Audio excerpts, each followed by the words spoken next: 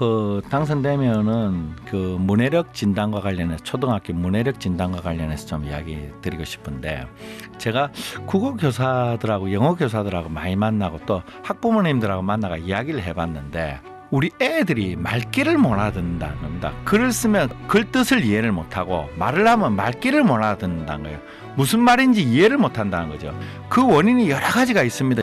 상당 부분 학생들이 과거하고 달리 말뜻을 못 알아듣고 말귀를 못 알아듣는다. 상당히 심각하다. 경제교육이 굉장히 중요한데 경제교육 관련해서 너무 취약하게 되어 있습니다. 특히 부산 같은 경우는 해양수도 경제도시를 꿈꾸고 있습니다. 금융타운이 있고, 그렇죠. 그리고 산업은행이 내려오고 그 다음에 여러 가지 금융기관이 많이 내려와 있지만 그분들이 하시는 말씀이 있어요.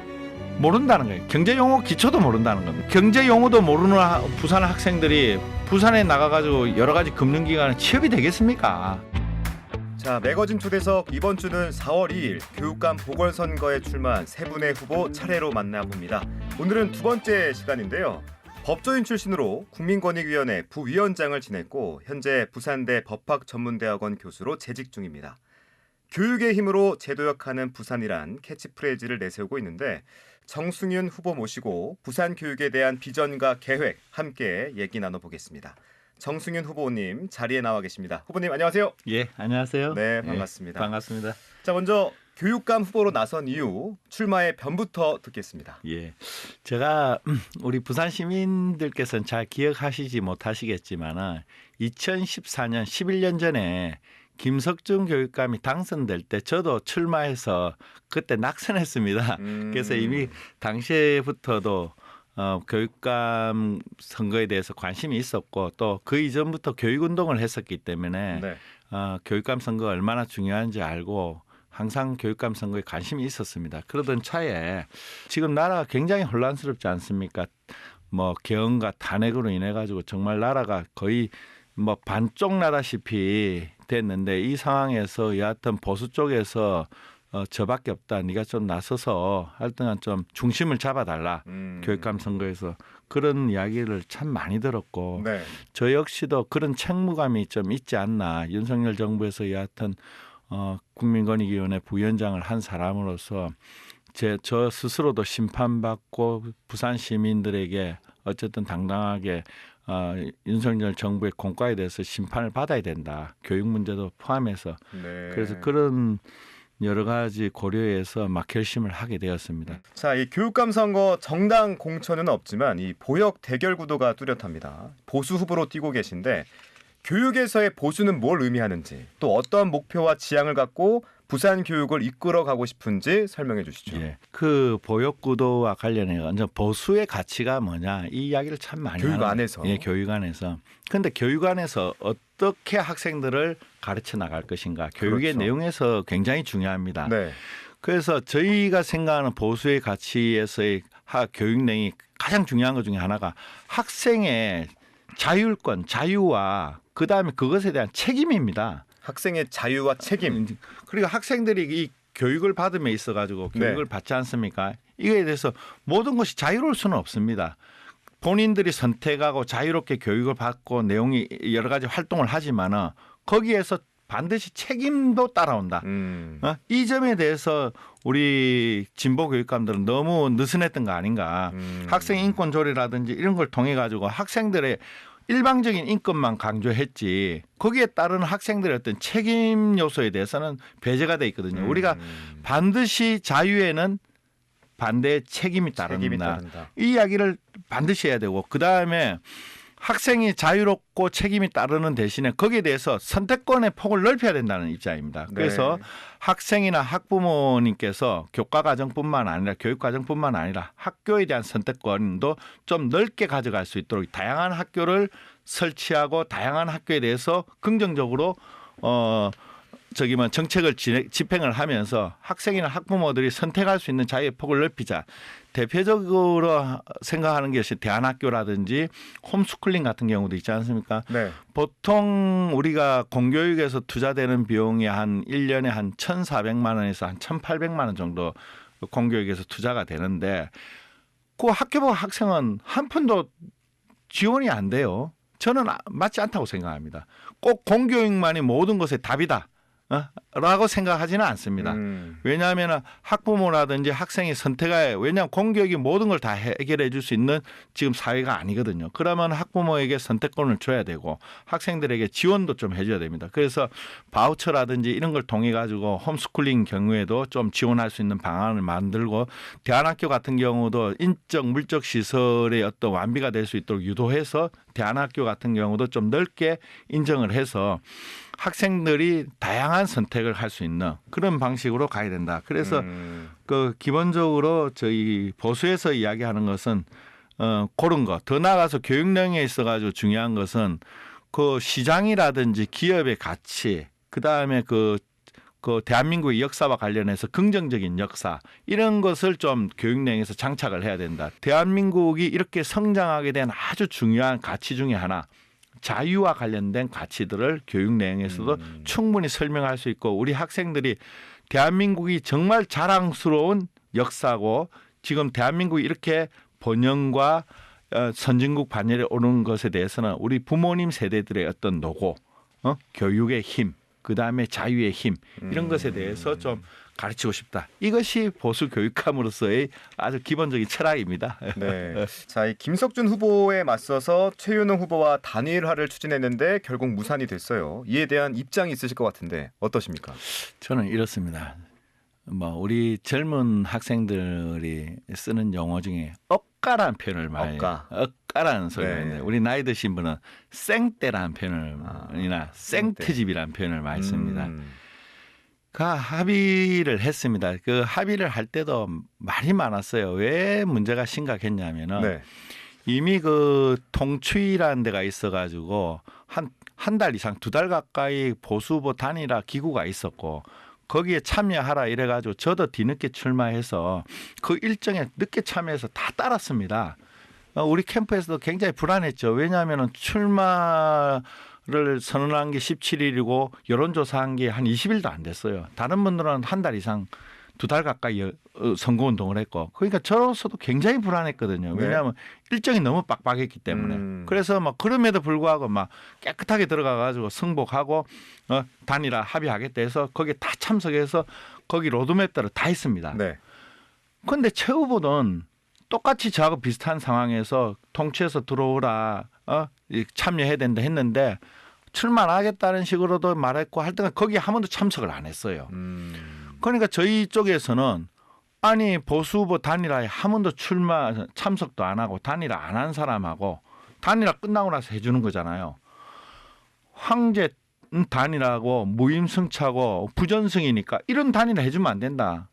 이거는 공정다이고 이게 특혜이기 때문에 절대로 반대한다 해서 그때 저하고 같이 단일화 해줬던 박종필, 박수종, 전영근 후보하고 통추위에서 단일화 2차 단일화를 극렬히 반대했습니다. 절대 이거는 공정하지 못하다. 특혜이기 때문에. 정말로 반대가 심했습니다. 그럼에도 불구하고 보수 유권자들이 나머지 한 명하고도 단일화해라. 그런 압력이 많았죠. 그래서 우리 세 분께서 양보를 하셨습니다. 가가지고 기자실에 가서 그러면 양보하겠다. 단일화 해주겠다. 저보고 오케이를 해준 겁니다. 그 박종필 후보님하고 박수종 후보님이 가서 기자실에 가서 그럼 우리가 양보할게. 단일화 해도 좋다. 그래서 2차 단일화가 진행이 된 겁니다. 그 2차 단일화를 해서 사인을 했습니다. 그런데 2차 단일화 1차 했을 때는 어떻게 했냐면 통추에서 하는 방식은 이렇습니다. 선관위에다가 신고를 해서 무선 핸드폰 전화번호를 받아가지고 그걸 여론조사 기관에 돌립니다. 한 10일 걸립니다. 그런데 이미 사전투표 전까지 그게 불가능한 겁니다. 그래서 통추위에서 하는 가장 객관적인 방식은 이미 불가능하다. 그래서 어떻게 해야 되냐 또 고민이 생긴 거죠. 저희 입장에서는요. 그래서 안 된다. 할 수 있는 방법이 남아있는 것이 옛날식 유선 DDR 방식 그거밖에 없다. 제가 또 그것도 했으면 그래 좋다. 그것도 해줄게. 그렇게 한 겁니다. 그리고 그렇게 하고 사인을 하고 합의를 마치는 그 시점에서 부기총 회장님께서 부르시더라고요. 저하고 최인웅 후보를 불러서 어떻게 단일화를 내일 여론조사 돌아가는데 승복하겠냐? 그래서요. 그래서 합의문을 쓰자. 그래서 저하고 최윤웅 후보하고 우리 부기총 회장님하고 왜냐하면 승복을 안 하면 이게 문제가 생기니까 거기서 깨끗하게 어떠한 이의도 하지 않겠다. 결과에 대해서 내용과 결과에 대해서 이의를 하지 않겠다고 딱 사인을 했어요. 그래서 저는 불안하긴 했지. 안 지킬 것 같기도 하고. 그런데 어쨌든 사인을 했으니까. 그래도 믿어보자. 그래서 토요일 여론조사 거의 한 80% 잡힙니다. 네. 그리고 일요일 날 오전 12시까지 다 끝났어요. 그런데 3시에 전격적으로 파기를 했습니다. 최윤호 후보에서. 최윤호 후보가. 내용이 그거예요. 제가 관여된 것도 아니고 어떤 분 중에 하나 나이 드신 분이 그 단톡방에 하나에 이런 걸 올렸답니다. 20대 30대는 여론조사하면 차니까 60대는 차니까 20대 30대로 해서 여론조사 받읍시다. 이런 걸 올렸대요. 근데 그거는 순수 저를 지지해 주는 분이 한 분이 그냥 임의적으로 올린 거거든요. 그걸 가지고 생트집을 잡아가지고 우리 캠프에서 조직적으로 했다부터 시작해 온갖 트집을 잡는데 말이 돼야지. 참 제가 이거에 대해서 변명을 할 수가 없는 게 저를 도와주는 분이 어쨌든 실수한 건데 그분을 누군지도 다 알아요. 저쪽에서도. 그 사람이 우리 캠프 사람 아닌 것도 알아요. 제가 네. 알기로는. 그런데 그걸 가지고 생트집을 잡아가지고 그래서 제가 그래요. 그러면은 여론조사 이미 끝났거든요. 그럼 여론조사 결과치 가지고 검증해보자. 당신 말이 맞는지 조사를 해보면 되잖아. 네. 정말로 그분이 했던 말이 영향력이 있는 건지 미친 건지 아니면 문제가 있는 건지 대답을 안 합니다. 억가를 떠나 완전 생트집이죠. 자, 그러면 이번에는 교육감 후보로서 내가 적임이다. 지난 이력을 통해서 내세울 수 있는 성과 혹은 근거 한 2가지만 들어볼 수 있을까요? 예, 그렇게 하겠습니다. 네. 이런 것이요. 저도 언제는 2006년부터 교수를 했습니다. 교수요? 학생들을 2006년부터 가르치지 않습니까? 한 20년 가까이 가르치는데 네. 이게 교육감이 하는 게 2가지입니다. 하나는 교육 내용과 관련돼서 여러 가지 정책을 입안하고 방향을 설정하고 하나가 교육 행정입니다. 그렇죠? 행정과 관련된 영역에서 하는데 교육과 관련된 내용은 우리 선생님들께서는 그럽니다. 초중고 경험 없으니까 안 된다. 그러면 유치원 선생님은 중학교, 고등학교 경험 없으니까 안 되는 거고 초등학교 선생님은 유치원하고 중고등학교 경험 없으니까 안 되는 거고 이런 식의 논리는 안 맞아요. 교육이라는 것은 본질이 동일합니다. 교육은 누구냐면은 학생을 가르치는 겁니다. 네. 그게 교육 아닙니까? 제가 20년 가까이 로스쿨에 부산대학교 와서 학생들을 가르치고 특히 로스쿨 이외에는 로스쿨 학생들을 쭉 가르쳐 나갑니다. 근데 제가 우리 학생들 지금 변호사로 하면은 한 전국에 한 700~800명 많게는 1000명 가까이 되지만은 제가 이야기합니다. 제가 가르치면서 한 번도 흐트러지거나 어긋진 적이 없습니다. 저는 당당하게 말할 수 있습니다. 한 번도 길 벗어나가지고 어떤 제가 정치적인 입장이 있다고 해가지고 거짓말을 하거나 아니면 뒤틀거나 왜곡하거나 이런 적이 없다. 그런 정도의 학생들의 신뢰를 받고 있다. 그렇군요. 그것이 하나 교육자로서의 제가 좀 그래도 자랑스럽게 생각해서 저를 따르는 제자들 상당히 많습니다. 네네. 이게 하나고. 2번째는 뭡니까? 2번째는 행정과 관련해서는 네. 제가 행정법 교수입니다. 행정 잘합니다. 네. 그리고 권익이 있으면서 중앙부처뿐만 아니고 이런 걸 다 해서 부산교육의 어떤 행정에 아주 기초를 놓을 수 있는 그런 정도의 능력이 있는데 그 행정을 관련해 가지고 행정가 입장에서 보면 안 됩니다. 그러면요? 학부모 입장에서 봐야 돼요. 이게 굉장히 중요합니다. 행정을 늘 위에서 바라보면은 권력이라고 생각하게 됩니다. 행정이 권력이 되는 순간에 이 행정은 행정이 아니고 권력이 됩니다. 이 행정을 어떻게 바라봐야 되냐면 학부모 입장에서 봐야 됩니다. 저는 이 행정을 교육 행정을 학부모 입장에서 바라보는 이유는 딱 하나입니다. 우리 애들 유치원부터 고등학교까지 아들, 딸 다 보냈습니다. 네. 그것도 일반계 고등학교 보내고 재수까지 시켜가지고 다 아들은 재수까지 보내가지고 다 대학에 보냈습니다. 네. 그러면서 느끼는 여러 가지 불편함과 답답함. 정말 저도 답답했거든요. 네. 그래서 교육감이 되면 반드시 학부모 입장에서 교육 행정을 펼쳐나갈 것이다 하는 것을 말씀드릴 수 있습니다. 알겠습니다. 그것이 근거라면 근거입니다. 네. 예. 교육자로서 또 예. 교육 행정가로서 자신이 있다. 예, 이렇게 예. 말씀해 주셨고요. 예. 또 국민권익위 부위원장 시절 정치적 중립 논란이 있었죠, 후보님. 예. 또 최근 후보님이 출정식에 탄핵 반대 운동에 선봉에 서 있는 이 손현보 목사와 역사 강사 전한길 씨가 지지 연설을 하기도 했습니다. 이 당선될 경우에 정치적 논란을 불러올 가능성이 제기되기도 하는데 이에 대한 우려의 목소리에 대해서 어떻게 생각하십니까? 그렇습니다. 국민권익위 시절에 정치적 중립성 논란이 있다. 이거는 저는 네. 동의하지는 않습니다. 왜냐하면 야당의 일방적인 주장이고 더 씌우기 전략이었기 때문에 그로 인해서 굉장히 힘들었습니다. 네. 정치적 중립과 관련해가 내가 특정 정당이나 특정 집단의 이익이 되게끔 결정했다. 이러면 정치적 중립이겠지만 그 모든 결정이 정말로 법과 원칙에 따라 했기 때문에 이 부분에 대해서는 일방적인 야당의 주장이기 때문에 동의할 수는 없고 네. 두 번째 네. 탄핵 반대에 앞장선 언전 손현보 목사와 전환길 전환길 목사님인데 전환길 강사님. 강사님인데 제가 전공이 로스쿨에서 헌법 행정법을 가르치고 있습니다. 헌법 소송 행정 소송을 가르치고 있습니다. 그래 잠깐 율사 출신도 했기 때문에 네. 저도 학생들에게 탄핵과 관련돼서 헌법 문제가 있고 구속과 관련돼서 헌법 문제 형법 문제가 있고 그 선관위 전수조사도 했기 때문에 선관위도 헌법에 규정이 돼 있습니다. 네. 이게 제 전공입니다. 그냥 제 생각하고 이분들하고 생각이 상당히 접점에서 유사한 점이 많습니다. 그러니까 저하고 같은 생각이 많은 분들이 제가 나간다고 하니까 저를 도와주는 거죠.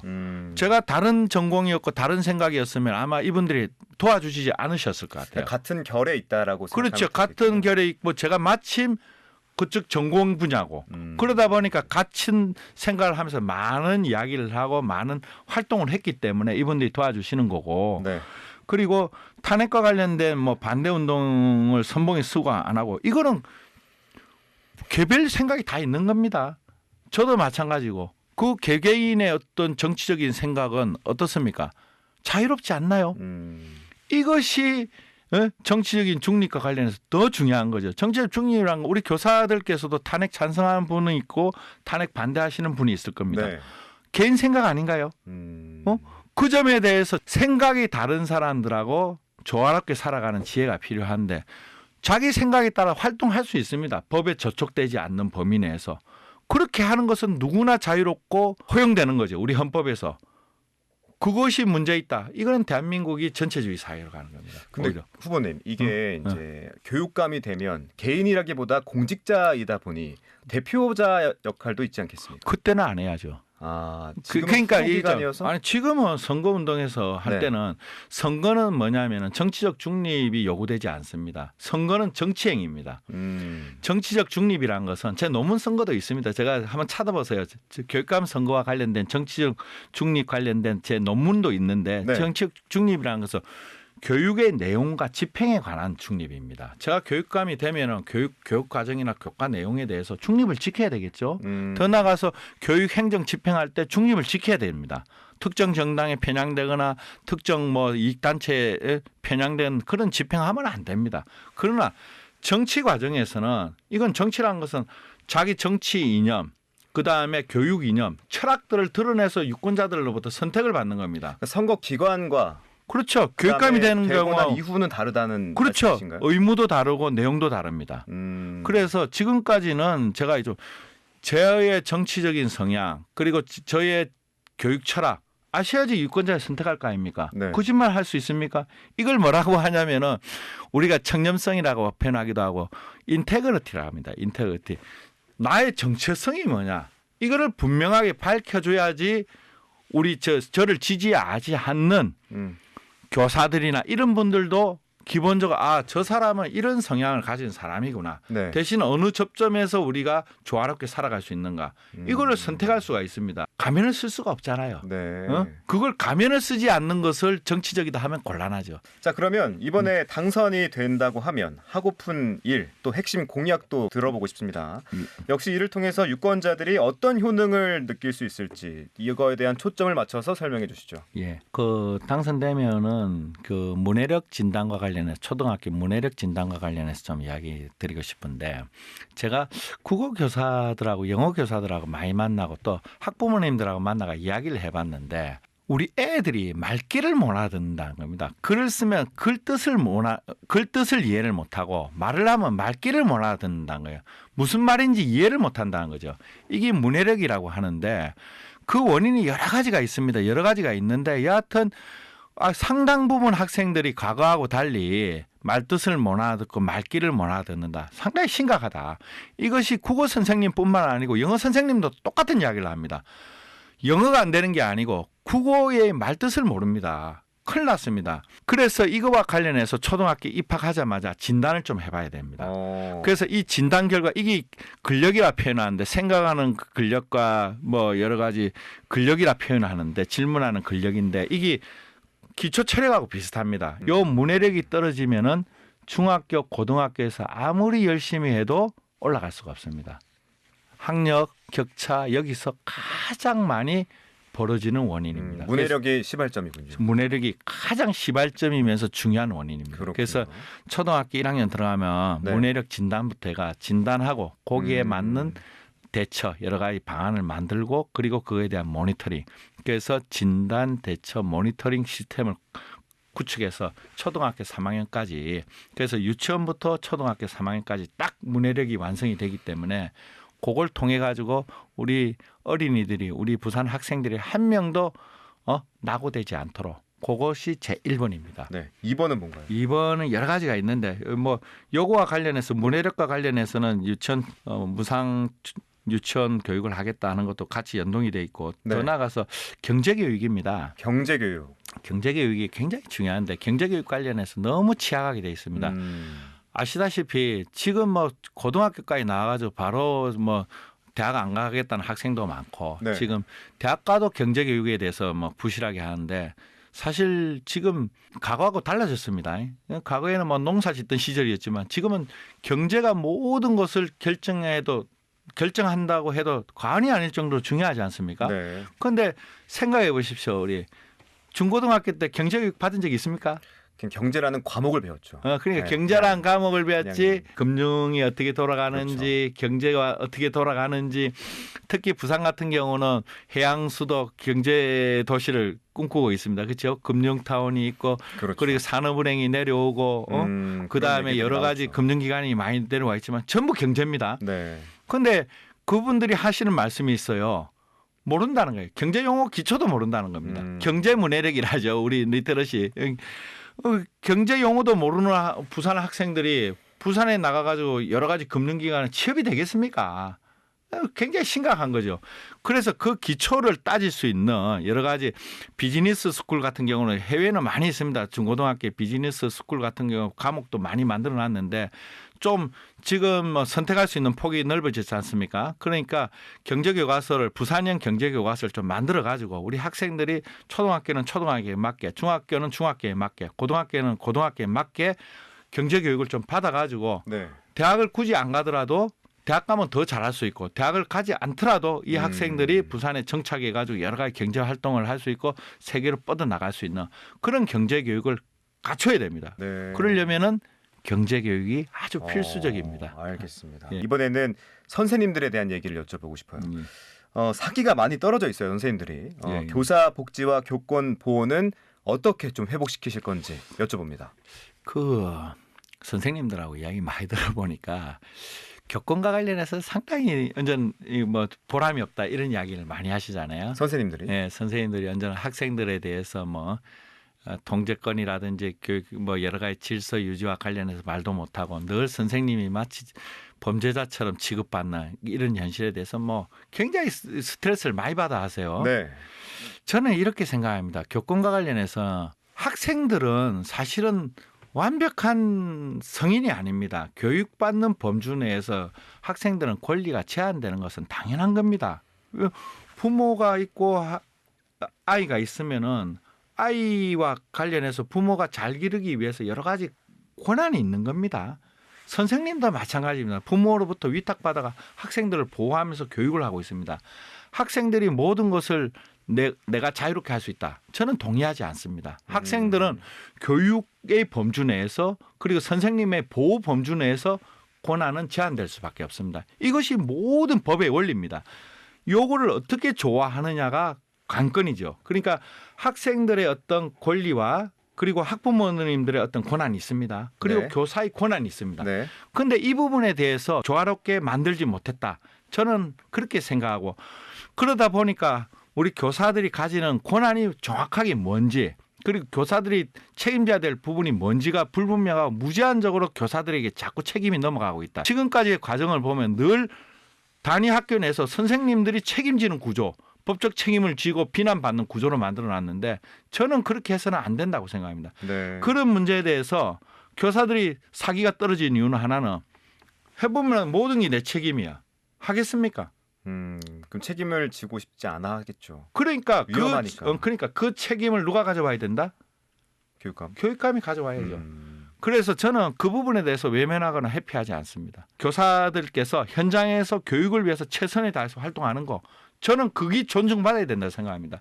그로 인해서 발생할 수밖에 없는 여러 가지 불행한 일들이 있습니다. 예를 들면 체육 시간에 학생이 다칠 수 있습니다. 안 다치는 체육 활동이 있습니까? 다칠 가능성도 있죠. 아니 그러니까 최선을 다해도 네. 생길 수밖에 생길 없어요. 수밖에 없죠. 제가 이야기했잖아요. 범주라는 게 늘 있다. 네, 네. 이 범주에 내에서 있는 여러 가지 문제에 대해서는 책임 묻지 않겠습니다.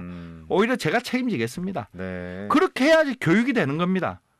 그래서 교사와 관련된 영역들 있지 않습니까? 학부모와 학생 이 범주와 관련해 가지고 정확하게 좀 정리가 안 되어 있다.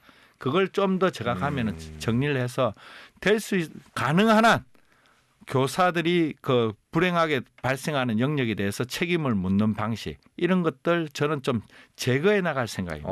알겠습니다. 예, 예. 자, 이번에는 이 상대 후보들에 대한 평가와 더불어서 자신의 강점, 비교 우위가 있다면 왜 정승윤인지 한 번 더 어필해 주시죠. 예. 사실 뭐 그 상대 후보님들을 뭐 평가 잘하고 싶은 마음은 없는데 네. 제 장점, 강점을 말하고 싶은 건 이겁니다. 두 가지인데요. 하나는 뭐 유치원, 초중등 경험이 없다는 게 저는 약간의 장점이 된다고 생각하는 것 중에 그래요? 하나가. 역으로 장점이 된 교사들을 만나보면 늘 교사들은 걱정합니다. 공정, 응? 인사에 대한 공정이나 여러 가지에 대해서 우려를 많이 합니다. 왜냐하면 손은 안으로 긋거든요. 저 같은 경우는 뭐 유치원 초중등과 관련해 가지고 뭐 일가 친척 친인척 제 주변에 아무도 없습니다. 그냥 오직 대학에서 교육을 열심히 했다는 거. 그러다 보니까 제가 그렇게 이야기합니다. 저한테 청탁할 사람도 없고 저는 청탁 받아줄 사람도 없습니다. 정말로 선생님들이 열심히 학생들 가르치고 노력하면은 정말로 공정하게 평가할 수 있습니다. 아마 저보다 더 공정하게 평가할 수 있는 사람은 없을 겁니다. 그러니까 선생님들이 굉장히 동의를 하세요. 너무너무 편하게 생각하고 좋아하십니다. 왜냐하면은 늘 아까 있으면 김석준 교육감이 굉장히 비난받는 요소가 뭡니까? 인사 채용과 관련해 가지고 특정 교사 집단을 채용을 해주고 그것을 바라보는 나머지 교사들은 굉장히 분노하고 자괴감이 드는 거죠. 아, 저쪽하고 가까이 되는구나. 저런 사람이 교육감의 혜택을 보는구나. 불공정하죠. 이게 굉장히 공정해서 아주 좌절감을 느끼게 하는 요소들이거든요. 저도 완전 차관을 한 사무처장을 하면서 인사를 쭉 해봤지만 공무원들이나 교사들은 똑같습니다. 정말로 이 부분이 민감하기도 하고 중요하기도 합니다. 이 부분이 사실은 제가 만약에 된다면은 정말로 우리 부산 교육을 일하는 그리고 열심히 노력하는 선생님이 존경받고 인사에서 높은 평점을 받을 수 있는 그런 시스템을 구축할 것이다 하는 것이 제가 하나의 장점이고 네. 두 번째는 다양한 경험입니다. 다양한 경험. 국정에 다양한 참여를 했습니다. 네. 예를 들면 뭐 제가 차관에 있던 늘 2년 가까이 다녔고 정부 부처에 뭐 예산뿐만 아니고 여러 부처를 다니면서 일을 많이 해봐서 어떻게 해야지 부산 교육에 좀 예산도 좀 더 많이 가져오고 부산 교육에 여러 가지 프로젝트를 할 수 있는지 이런 경험이 상당히 있고 두 번째 여러 가지 제가 그 공직에 많이 나가봤습니다. 그래서 과거사위원회 상임위원으로 차관으로 차관급을 1년 해봤을 뿐만 아니라 국회 공직자윤리위원회, 정부 공직자윤리위원회, 중앙행정심판위원장, 그 다음에 제가 국민권익위원회에 있으면서 그 공공기관들, 그 공기업들 많이 방문해가지고 전국적으로 많이 다녔습니다. 네. 그리고 우리 전국 교육감들이 작년에 있었을 때 그 교육감 전체를 상대로 해가지고 제가 청년 교육도 교육감 전체 대상으로 교육도 많이 해봤습니다. 그래서 이런 경험을 토대로 제가 하고 싶은 건 이겁니다. 학생들에게 다양한 교육 네트워크를 만들어주고 싶다. 그러니까 우리 학생들이 부산을 넘어서 대한민국 전체로 세계로 뻗어나갈 수 있는 교육 네트워크를 만들어 가지고 씨를 뿌려주고 싶습니다.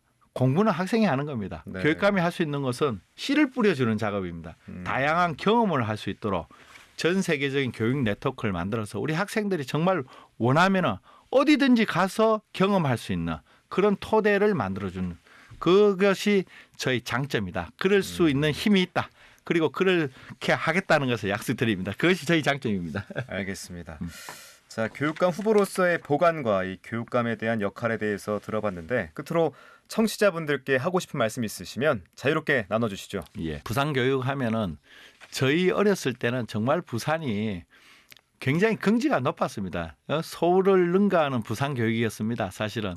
그런데 어느덧 지금 와서는 부산이 제2의 도시에서도 좀 밀려서 쪼그라들고 제2의 도시가 되느냐 안 되느냐 정도로 위태로워져 있고 경제는 말할 것도 없고 교육도 말할 것도 없습니다. 정말로 교육도 지금 그 수능 1등급이 부산이 굉장히 부족합니다. 미달이 돼 있습니다. 3등급까지는 괜찮지만 1등급까지 떨어졌는데 그 이유가 뭐냐고 제가 여러 선생님들께 여쭤봤더니 중학교에서 고등학교 올라갈 때 좋은 고등학교가 없다고 해가지고 부산 외부로 유출되는 학생이 그래 많다는 겁니다. 그러다 보니까 부산 교육이 전체적으로 어떻게 했냐면 쪼그라들었다 하는 이런 표현을 많이 하시더라고요. 그래서 다시 부산 교육이 전국에 오히려 전국에 있는 학생이 부산으로 올 수 있도록 그런 교육 시스템을 만들고 그런 좋은 학교를 만들어야 된다.